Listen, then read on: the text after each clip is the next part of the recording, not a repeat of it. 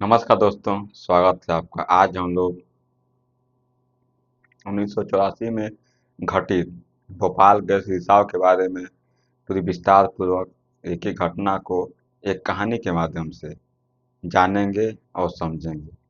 इसे हम सामान्य भाषा में देखें तो यूनियन कार्बाइड इंडिया लिमिटेड, जो कि अमेरिकी कंपनी थी, वह भारत में कार्य कर रही थी, लेकिन उसका रख रखाव मतलब कि मेंटेनेंस ठीक से नहीं किया गया। जब जब मेंटेनेंस नहीं किया गया तो उसका 2 दिसंबर 1984 को गैस का रिसाव होने लगा। जब गैस का रिसाव हुआ तो वह गैस पूरी तरह से पर्यावरण में फैल गई। जब गैस पर्यावरण में फैल गई तो जो व्यक्ति सांस लिए तो सांस के माध्यम से गैस शरीर में प्रवेश की, जिससे कि फेफड़े से संबंधित बहुत सारी बीमारियां सामने देखने को मिली। यहाँ तक कि आंख में जलन होने लगी, कैंसर, किडनी और लीवर की समस्या में वृद्धि हुई। उस समय कहा जाता है कि सरकारी रिपोर्ट बताती है कि 3787 लोगों की मौत हुई, लेकिन बहुत सारे ऐसे संगठन हैं जो बताते हैं कि यह सरकारी आंकड़ा गलत है। उस समय लगभग में 25,000 के आसपास लोगों की मौत हुई थी। 5 लाख लोग प्रभावित हुए थे। उस समय पेड़ पौधे झुलस गए थे, पूरी तरह से मुरझा गए थे। पशु पक्षी हर हर जगह मरे हुए पाए गए। लेकिन बाद में जब इस कंपनी पर केस किया गया 1985 में, फिर 1989 में समझौता हुआ। समझौते में कहा गया कि हम $470 मिलियन देंगे हम मुआवजे के रूप में। अगर भारत के रुपये से अगर तुलना किया जाए तो 715 करोड़ रुपया होता है वो, जो कि काफ़ी कम था। आप समझ सकते हैं, 25,000 के आसपास लोगों की मौत हुई है, 5 लाख लोग प्रभावित हैं इससे, तो 715 करोड़ रुपया क्या है? कुछ नहीं है। मतलब कि ऊँट के मुंह में जीरे के समान है। फिर बाद में पर्यावरण को संरक्षण करने के लिए 1986 का अधिनियम बनाया गया। फिर 2005 का कानून लाया गया। तो हम इन सारी घटनाओं को एक एक कर कर देखते हैं और समझते हैं कि वास्तव में जो यह घटना घटी क्यों घटित हुई। आगे हम क्या करें कि भविष्य में ऐसी घटना न हो। भविष्य के लिए हम तैयार रहें। तो देखते हैं और समझते हैं। पीठभूमि देखते हैं। स्थान भोपाल, मध्य प्रदेश, भारत। मतलब कि यह भारत में पड़ता है मध्य प्रदेश, और मध्य प्रदेश में पड़ता है भोपाल। तारीख 2 और 3 दिसंबर 1984 की रात। मतलब कि यह देखा जाए तो यह जो गैस का रिसाव हुआ था, यह कैसे रात में हुआ था, यह रात के समय में हुआ था। अभी देखते हैं। Company union carbide India limited, मतलब कंपनी का यह नाम है। यह यूनियन कार्बाइड इंडिया लिमिटेड। मूल कंपनी देखा जाए तो यूनियन कार्बाइड कॉरपोरेशन, अमेरिकी की कंपनी। मतलब यह जो कंपनी है, यह यूनियन कार्बाइड इंडिया लिमिटेड, यह अमेरिकी कंपनी है, यह जो कि भारत में यह व्यवसाय कर रही है। कार्य कर रही है भारत में अब। अभी देखते हैं फैक्ट्री का काम। फैक्ट्री में क्या बनता है? सेविन नामक कीटनाशक बनाना। इस कंपनी में सेविन नामक कीटनाशक बनता है। अभी देखते हैं मुख्य रसायन की बात की जाए तो मेथिल आइसोसाइनेट, इसमें देखा जाए तो मुख्य रसायन की बात किया जाए तो मेथिल आइसोसाइनेट, जो कि इसी गैस का उस समय रिसाव हुआ था, जो कि यह काफी जहरीली गैस है। यह इंसान और पशु पक्षी पर्यावरण के लिए काफी खतरनाक गैस है। लेकिन जब रिसाव हुआ तो क्या क्या घटना देखने को मिला, उस पर भी हम लोग बात कर लेते हैं। तो देखते हैं। देखें, यह एक अत्यंत जहरीली गैस है जो इंसान और पर्यावरण दोनों के लिए खतरनाक है। यह जो मेथिल आइसोसाइनेट है, यह काफी जहरीली गैस है, जो कि इंसान और पर्यावरण के लिए काफी खतरनाक है।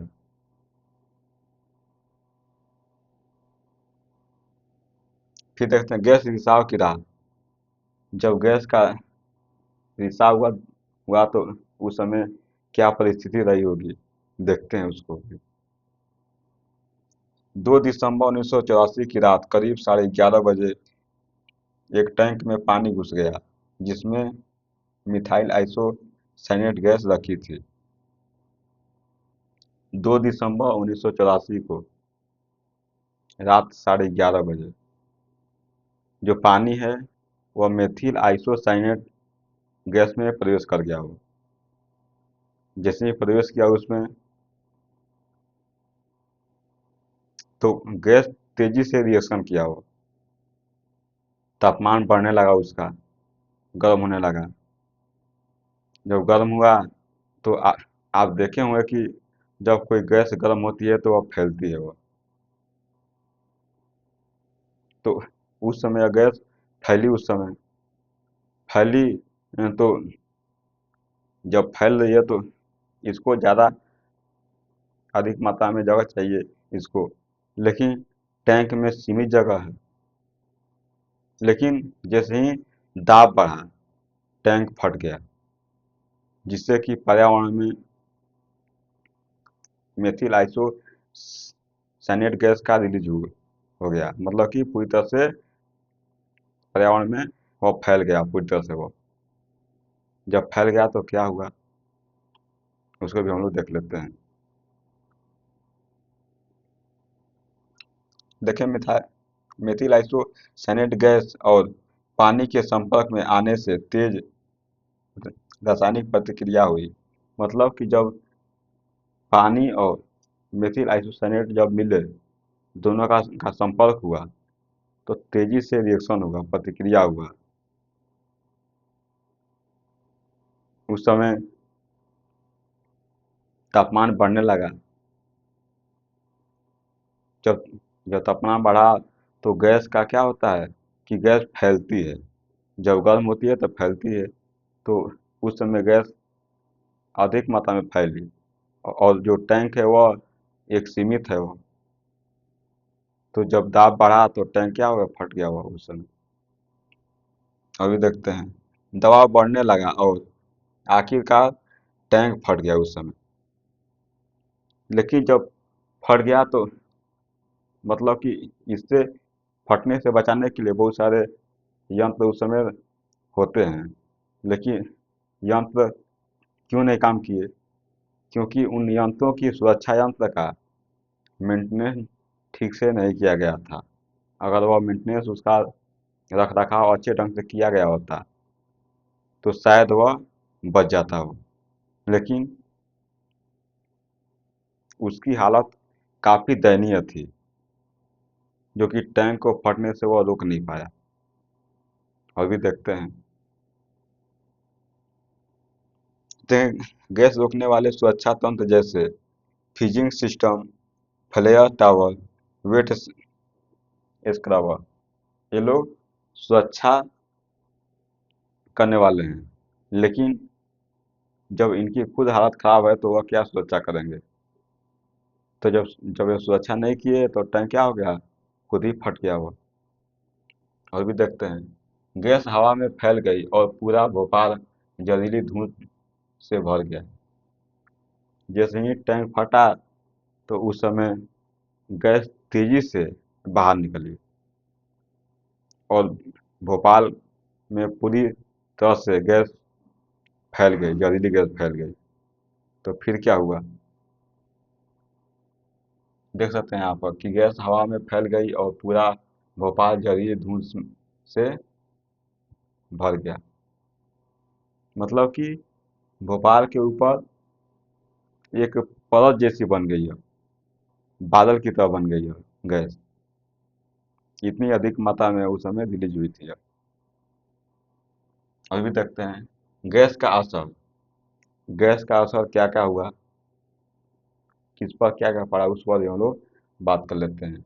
गैस फैलते ही लोगों की आंखों में जलन, जैसे ही गैस फैली लोगों के आंखों में जलन होने लगा। खांसी, खांसी की भी समस्या बढ़ने लगी। सांस लेने में लोगों को दिक्कत होने लगा, समस्या होने लगा। फिर क्या हुआ, देखते हैं, सांस लेने में तकलीफ शुरू हो गई। रात के समय ज्यादातर लोग सो रहे थे, इसलिए वे बच नहीं पाए। जब गैस रिलीज हुई तो वह रात के समय रिलीज हुई, क्योंकि उस समय काफी लोग सो रहे थे। अगर वह जगे होते तो वह कुछ अपने के बचाव के लिए कुछ उपाय करते वो, लेकिन वो तो सो रहे थे। जब सो रहे थे तो वह सांस लिए, तो सांस के माध्यम से, मतलब कि नाक के माध्यम से गैस क्या हुई, फेफड़े तक पहुंची वो। जब फेफड़े तक पहुंची तो वह गैस क्या, मेथिल आइसोसाइनेट गैस पहुंची वहां पर, जिससे कि बहुत सारे व्यक्तियों की मौत हो गई उस समय। देखते हैं,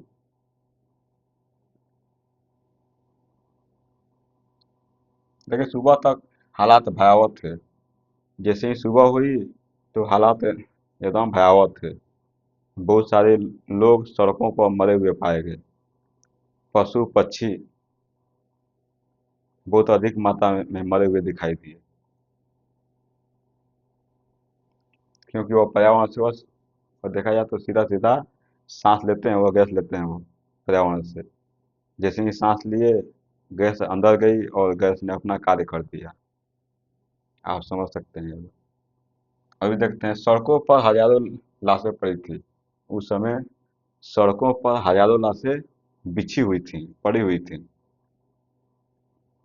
पशु पक्षी भी मर चुके थे उस समय, बहुत अधिक मात्रा में पशु पक्षी भी मर चुके थे। अभी देखते हैं सरकारी रिपोर्ट, देखा जाए तो पेड़ पौधे भी मुरझा गए थे। आप सोच सकते हैं आप कि जो पेड़ पौधे हैं वो मुरझा गए थे वो। जब पेड़ पौधे मुरझा सकते हैं तो इंसान और पशु पक्षी की क्या हालत होगी उस समय, आप अंदाजा लगा सकते हैं। और भी देखते हैं, सरकारी रिपोर्ट बताती है, जो सरकारी रिपोर्ट है वह बताती है कि कितने लोगों की मौत हुई। देखते हैं उसको भी। 3787 लोगों की मौत हुई। सरकारी रिपोर्ट बता रही है कि 3787 लोगों की मौत हुई है, लेकिन यह आंकड़ा काफी कम है। इससे अधिक लोगों की मौत हुई थी। उस समय के जो भी संगठन थे, जो संगठन कार्य करते, जैसे होता है कि इस समय एनजीओ दिखाई देता है, तो उस समय भी बहुत सारे एनजीओ काम कर रहे थे। एनजीओ ने बताया कि कितना बताया वो, देखते हैं। स्वतंत्र संगठन का अनुमान, जो स्वतंत्र संगठन है, मतलब कि वह सरकार के अधीन कार्य नहीं कर रहे हैं, वो खुद वो स्वतंत्र हैं वो। क्या बताया उन्होंने, 15,000 से 25,000 मौतें हुई। यह बता रहे हैं कि जो मौत हुई है वो 15,000 से लेकर वो 25,000 तक हुई है वो। लेकिन सरकार बोल रही है कि 3787 लोगों की मौत हुई है। आप देख सकते हैं कि कितना आंकड़ा छुपाया जा रहा है, क्योंकि सरकार कभी भी सही सही आंकड़ा जारी नहीं करती है। क्योंकि सही आंकड़ा जारी करेगी तो जो समाज है, लोगों में अफरा तफरी मचेगा। तो इसीलिए सरकार काफ़ी कम आंकड़ा जारी करती है। और भी देखते हैं कुल प्रभावित लोग, उस समय कितने लोग प्रभावित हुए थे लगभग में, देखते हैं। देखें लगभग 5 लाख से ज़्यादा उस समय प्रभावित लोग, लगभग 5 लाख से ज़्यादा थे उस समय। तो काफ़ी बड़ी संख्या हो गई है, 5 लाख से ज़्यादा। स्वास्थ्य पर असर, स्वास्थ्य पर क्या असर पड़ा उस पर भी हम लोग बात कर लेते हैं। क्योंकि इस गैस का सीधा स्वास्थ्य पर असर पड़ता है, एकदम अटैक करता है वो, देखते हैं। देखें, आंखों की रोशनी चली गई, बहुत सारे लोगों की आंखों की रोशनी चली गई। फेफड़े की बीमारी, जब वो सांस लिए तो नाक के माध्यम से गैस अंदर गई, फेफड़े तक पहुंची, जिससे कि फेफड़ा भी प्रभावित हुआ। उसके भी जो कि बीमारियां हैं वह भी बढ़ने लगी। अभी देखते हैं। और उस समय जो भी गर्भवती महिलाएं थीं, जब उन्होंने बाद में अपने बच्चों को जन्म दिया तो बच्चा विकलांग पैदा हुआ। आप देख सकते हैं गर्भवती महिलाओं के बच्चे विकलांग पैदा हुए उस समय। तो इस गैस की, इस रसायन का प्रभाव इतना बढ़ गया था उस समय कि बच्चे भी विकलांग पैदा होने लगे। और भी देखते हैं कैंसर, किडनी और लीवर की बीमारियां बढ़ने लगी। उस समय बहुत अधिक मात्रा में कैंसर हो गया, किडनी हो गया, लीवर हो गया, ये सब जो बीमारियां थी और इनकी संख्या काफ़ी अधिक मात्रा में बढ़ने लगी। तो इस पर भी उसका प्रभाव पड़ा अधिक मात्रा में। और भी देखते हैं।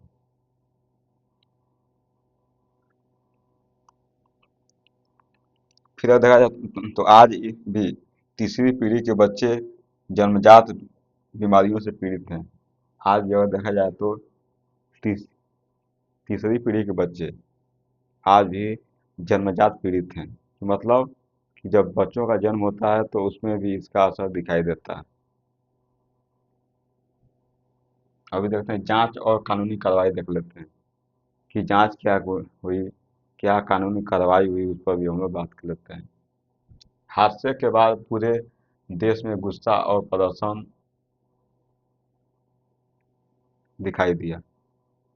जि जैसे ही यह घटना घटी उस समय बहुत अधिक मात्रा में लोगों ने अपना गुस्सा, अपना नाराज़गी प्रकट किया, विरोध प्रदर्शन किए उस समय।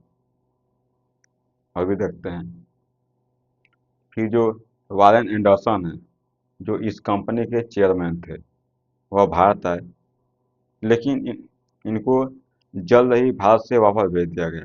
जो वारेन एंडरसन है, इनको जल्द ही भारत से अ, अमेरिका भेज दिया गया, क्योंकि लोगों को लगा कि अगर यहाँ पर रहेंगे तो खतरा ज़्यादा है, लोग उन पर हमला कर सकते हैं। तो उनको जल्द ही अमेरिका भेज दिया गया। देख सकते हैं वारेन एंडरसन यूनियन कार्बाइड के चेयरमैन भारत आए। जो चेयरमैन है इस कंपनी के, वह भारत आए थे वो। लेकिन उन्हें जल्दी ही अमेरिका जाने दिया गया, जहां बिना सजा के वे जीवन भर रहे। जैसे ही वह अमेरिका गए तो उनको कोई सजा नहीं हुई, वह जीवन भर ऐसे ही रहे वो, बिना सजा के। और भी देखते हैं। 1985 में भारत सरकार ने अमेरिकी कंपनी पर केस दर्ज किया। 1985 में भारतीय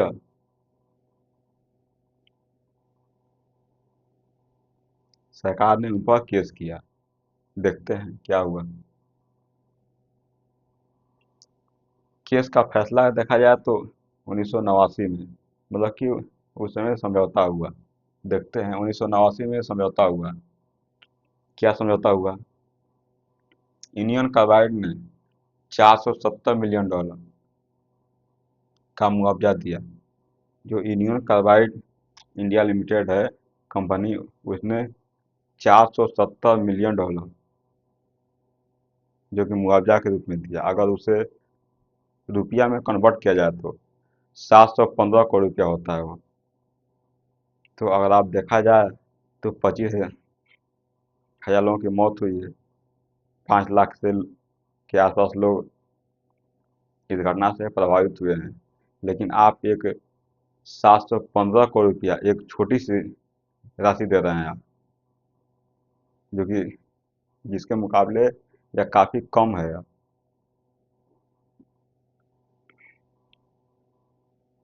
लेकिन देखते हैं क्या हुआ। पर ये राशि बहुत कम थी क्योंकि लाखों लोग प्रभावित हुए थे।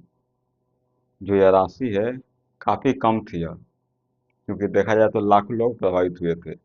25,000 लोगों की मौत हुई थी लगभग में। फिर देखते हैं। फिर देखा जाए तो 2001 में यूनियन कार्बाइड को डो केमिकल ने खरीद लिया। 2001 में इस कंपनी को डो केमिकल ने खरीद लिया। फिर क्या हुआ? पर उसने कहा हम जिम्मेदार नहीं हैं। आप सोच सकते हैं कि भाई साहब कौन जिम्मेदार है? बोल रहे होगा कि हम नहीं जिम्मेदार हैं। जिसकी कंपनी है वह नहीं जिम्मेदार होगा तो कौन होगा जिम्मेदार? लेकिन वह तो साफ साफ इनकार कर रहा है कि हम जिम्मेदार नहीं हैं। और भी देखते हैं। वारेन एंडरसन की मौत 2014 में अमेरिका में हुई बिना सजा के। मतलब कि जो कंपनी के चेयरमैन थे उनकी मौत 2014 में हुई, जो कि बिना सजा के हुई अमेरिका में। और भी देखते हैं। भारतीय न्याय व्यवस्था की भूमिका। भारतीय न्याय व्यवस्था की भूमिका पर भी हम लोग बात कर लेते हैं। देखते हैं। सीबीआई ने जांच की।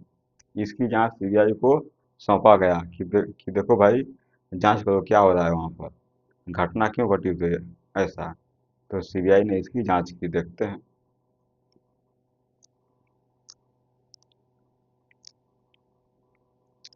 अगर देखा जाए तो 2010 में यूनियन कार्बाइड इंडिया लिमिटेड के 8 भारतीय अधिकारियों को 2 साल की सजा सुनाई गई। 2010 में जो यूनियन कार्बाइड इंडिया लिमिटेड है उसमें लोग भारतीय काम कर रहे थे, तो उन पर 8 अधिकारियों पर को देखा जाए तो उन पर केस दर्ज किया गया और उनको सजा सुनाया गया। लेकिन बाद में उनको छोड़ दिया गया। आप देख सकते हैं कि 2010 में यूनियन कार्बाइड इंडिया लिमिटेड के 8 भारतीय अधिकारियों को, मतलब कि 8 भारतीय अधिकारियों को गिरफ्तार किया गया और बोला गया कि इनको 2 साल की सजा दी जाए, 2 2 साल की। लेकिन उनको जल्द ही छोड़ दिया गया बिना सजा के।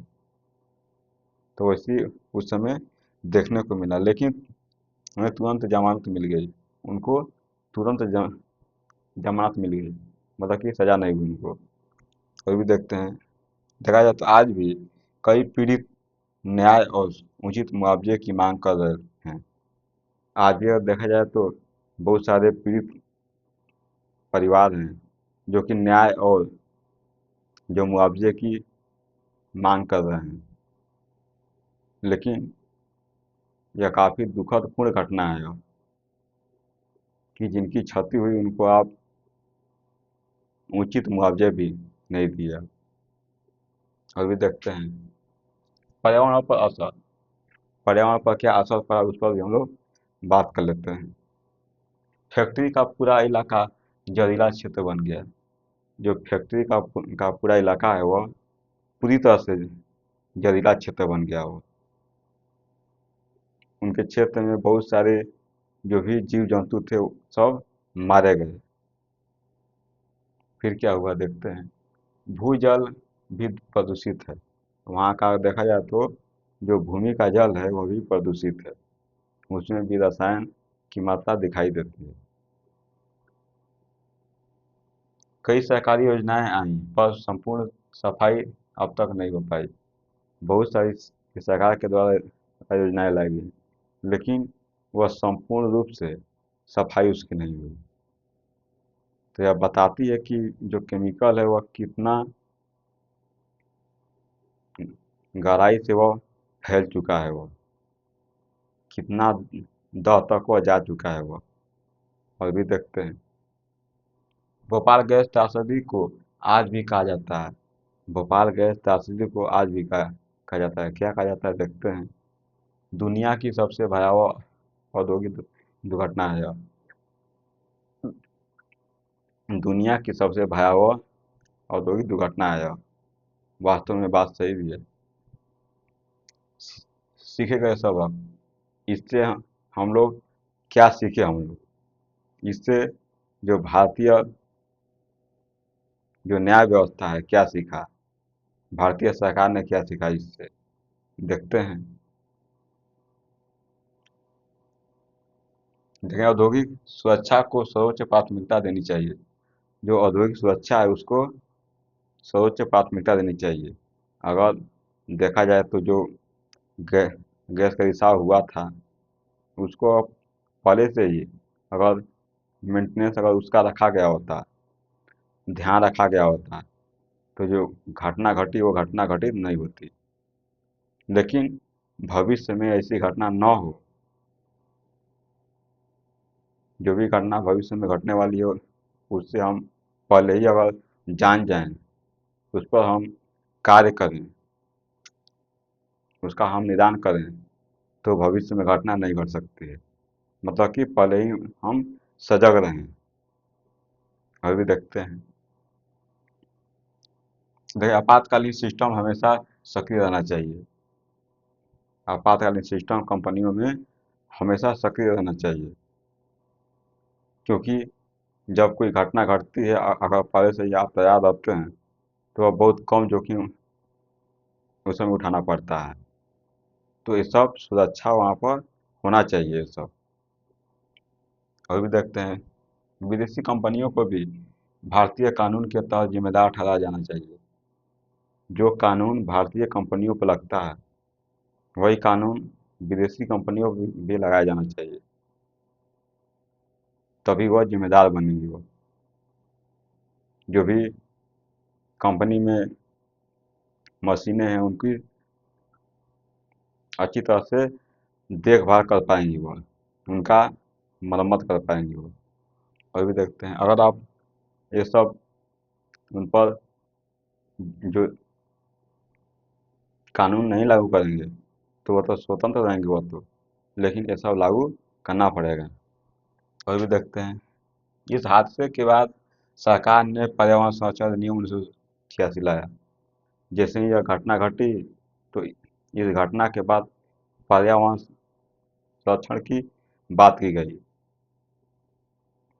जिसके लिए 1986 का अधिनियम लाया गया उस समय, कि पर्यावरण को भी सुरक्षा प्रदान करना है इस समय। और भी देखते हैं। आगे चलकर आपदा प्रबंधन अधिनियम 2005 लाया गया। बाद में आपदा प्रबंधन अधिनियम 2005 लाया गया। तो आशा करते हैं कि आप भोपाल गैस रिसाव को पूरी विस्तार पूर्वक जाने होंगे और समझे होंगे। मिलेंगे अगले लेक्चर में। तब तक के लिए आपका बहुत बहुत धन्यवाद।